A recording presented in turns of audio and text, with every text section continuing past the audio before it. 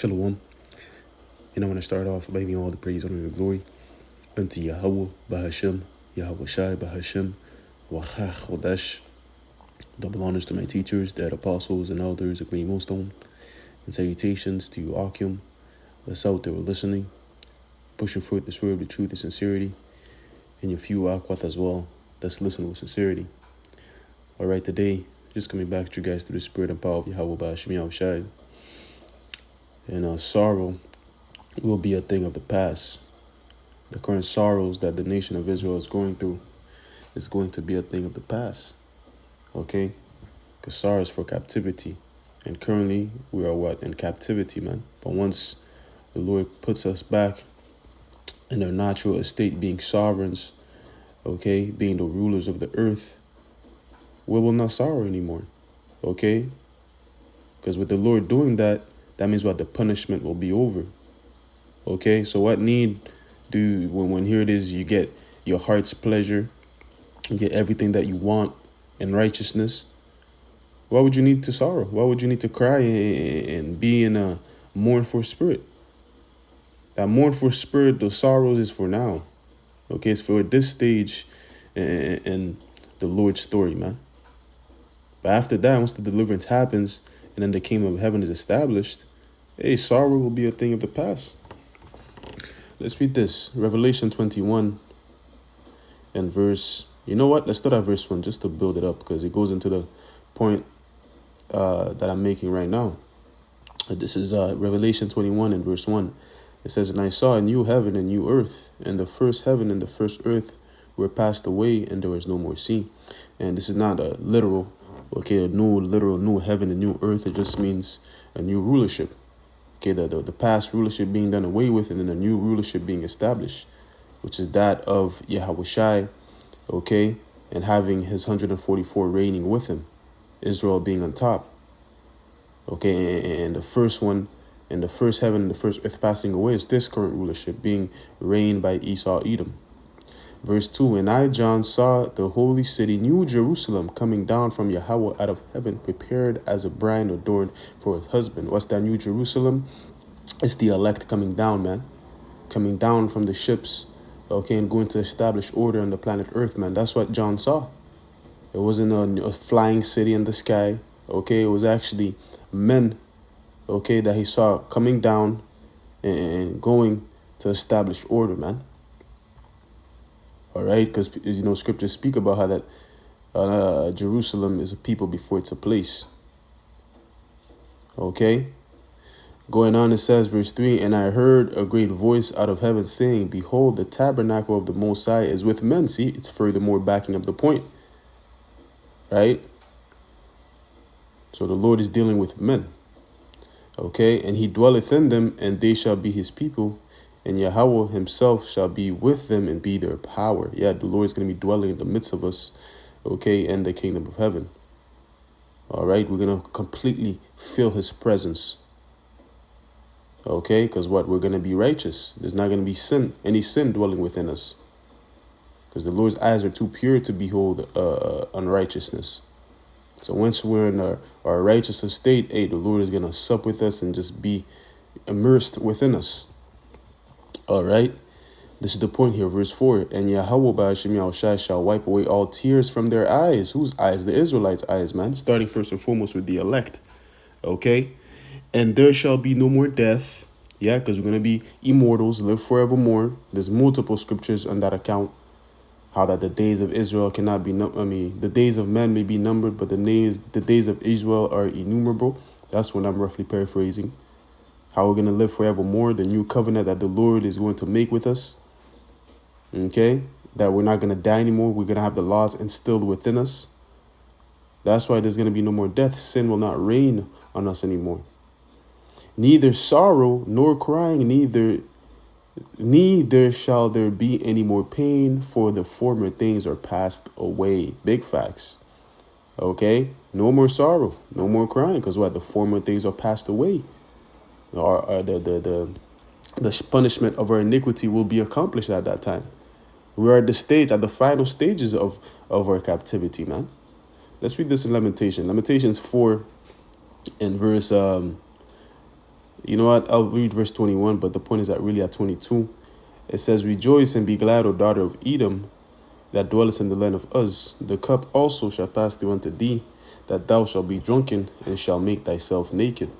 Yeah, okay, Esau, Edom being the so-called white race. Okay, they're going to drink of the cup of the Lord's indignation, the cup of the curses. Okay, because they have to pay for what they have done unto the Lord's people. And furthermore, spreading wickedness throughout the four corners of the earth. Verse 22, "The punishment of thine iniquity is accomplished, O daughter of Zion. He will no more carry thee away into captivity. He will visit that iniquity, O daughter of Edom. He will discover thy sin." See, the point is how that our punishment is accomplished. Therefore, we're not going to need to sorrow. We're not going to need to have any more pain. All those negative emotions is going to be done away with, man. Okay? The real reason why you get sad and sorrow and all that is because you're going through hell. But when you're having a good time, here it is, it's pleasures forevermore in righteousness. No more sorrow. Okay? That's the kingdom of heaven, man. The kingdom of heaven, we're not going to have any brothers sighing, "Man, what's wrong, brother? You catching hell?" Nah, this is for this side. Okay, you're not gonna be any brother kissing their teeth, man. If we kiss our teeth, it's probably either he didn't do some shit that's fucked up, But I'm saying in the sense of just having those negative emotions, man. Okay, being sad and depressed and all that, man. That's not gonna happen in the kingdom. We read in Revelation 21, the former things will be done away with, man. Okay, rather it's gonna be rejoice, positive emotions, life emotions. Okay, because all that sorrow and depression and anxiety, that's tied with death. But on the life side, it's just positive emotions, laughter, joy. Okay, I want to get this as well in the book of Jeremiah. Hold on, 31 and verse 12.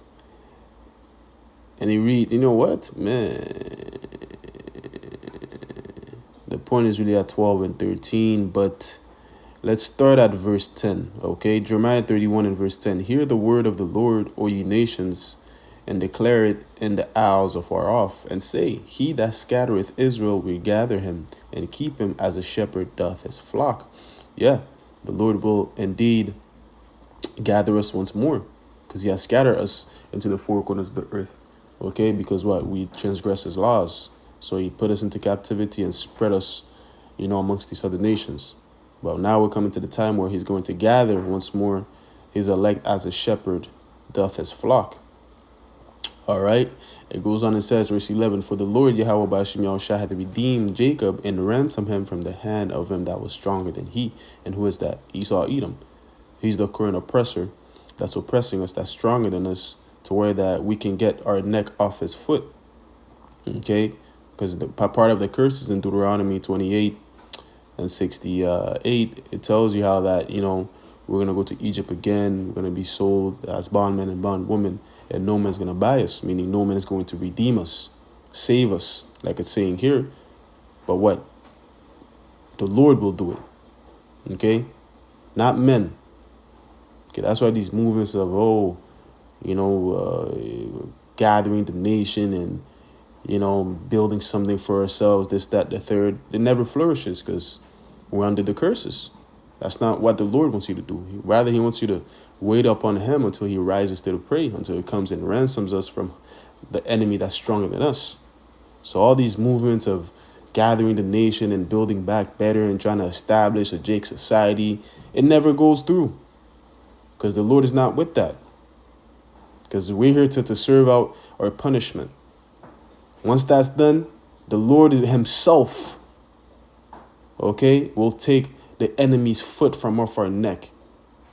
Until then, we just got to prophesy and teach, herald the Lord's coming, and then just wait upon him. And then once he comes, the feet is going to be lifted. It goes on and says, verse 12, "Therefore, They shall come and sing in the height of Zion, and shall flow together to the goodness of the Lord, for wheat and for wine and for oil and for the young flock and the herd and of the herd. And their soul shall be as a watered garden, and they shall not sorrow any more at all. You see, once the Lord delivers us from the enemy that's stronger than us, hey, blessings are going to come upon us, man. That's basically what we just read. With the wine, with the wheat, with the flock, our soul being as a watered garden, and no more sorrow, man. You see that? It will be a thing of the past. I know it's hard to conceive because the only thing we're acquainted with here is sorrows. Okay? But trust me, man, the Lord is going to come through with his promises. Okay? Verse 13, then shall the virgin rejoice and dance, both young men and old together, for I will turn their mourning into joy, and I will comfort them and make them rejoice from their sorrow. Big facts, man. Okay? The Lord will make us rejoice from our sorrows, man. He's going to turn our mourning into joy. Okay? That's the balance of it all. Okay? This is the last time we're going to experience these negative emotions, man. All right? I want to get this out as well in Isaiah. Is it in... Damn, what was it? Hold on. I think it's 61. Let me see. Oops. Bear with me for a minute. Yep, there we go. Isaiah 61 and verse, we start at verse 1, all right? But the point is really at verse 3. It goes on and says, the Spirit of the Lord, Yahweh Shem Yahshua, is upon me, because the Lord hath appointed me to preach glad tidings unto the meek. He hath sent me to bind up the brokenhearted, to proclaim liberty to the captives, and the opening of the prison to them that are bound. Okay, and currently we're coming in that same stead that the Lord hath, put the Spirit on Isaiah to do, to proclaim liberty unto those that are captive and brokenhearted, which is who? None other than the nation of Israel. But on this side, we're really focusing on the elect, because we know 2/3 will not accept this glad tidings. They're going to reject it, okay, and still want to be held captive by their massa, okay, and be in that mentality of serving their massa perpetually. So therefore, the Lord's going to have to do away with them for them to come in the proper mindset in the kingdom and experience the same joys that we're going to experience, okay, because they're still our people. They're not going to be done away with completely. They're going to come back through the loins of the elect, not sack Israelites.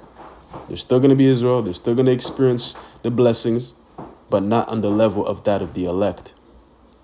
All right, it says, verse 2, to proclaim the acceptable year of the Lord and the day of vengeance of our power, to comfort all that mourn. See, that ties in with Jeremiah, what we read in Jeremiah, Salakia, what we read in Revelation 2.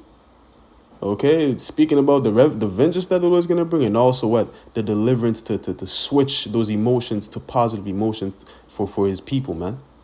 He's going to bring the vengeance, okay, destroy enemies, and also comfort us, those that mourn, which are us.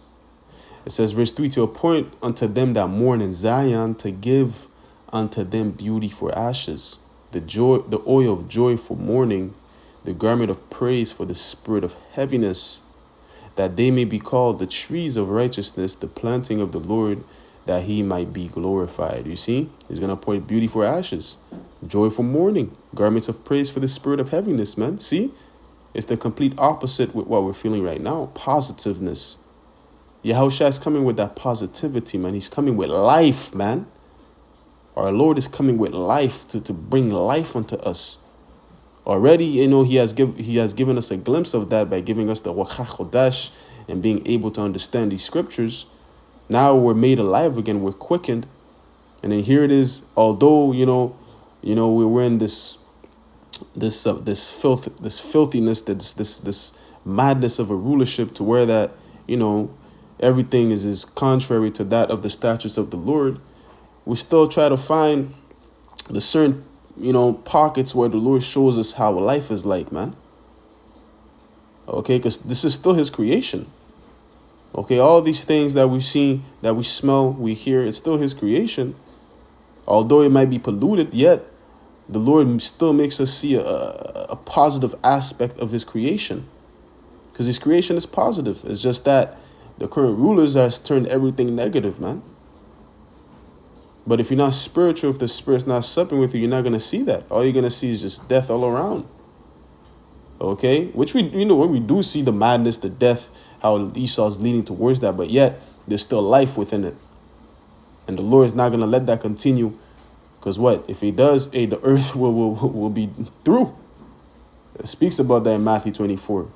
If the Lord didn't hasten the days, no flesh would be safe. Because Esau will kill everything. Death, DEFCON death or whatever. I don't know, man.